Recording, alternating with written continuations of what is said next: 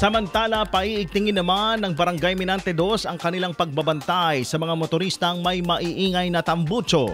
Ayon kay Barangay Captain Saturnine Agaraw, patuloy umano ang kanilang mga paalala sa mga residente ng kanilang barangay kaugnay sa naturang patakaran. Aniya, kung sakali umanong may lumabag dito ay mayroong karampatang parusa tulad ng pagkuha ng mga sa mga maiingay na tambutso maging ang motor at dadalhin ito sa himpilan ng pulisya. Dagdag pa nito, katuwang umano ng kanilang barangay sa pagpapatupad ng patakaran para sa mga maiingay na motor ang PNP Kawayan sa pamamagitan ng pagsasagawa ng mga checkpoints at mga barangay ng mga barangay tanod. Samantala, nagpaalala rin si Barangay Captain Agaraw sa mga kabataan kaugnay sa responsableng pagmamaneho ng mga motorsiklo lalo na sa mga pambansang lansangan para maiwasan ang anumang kapahamakan.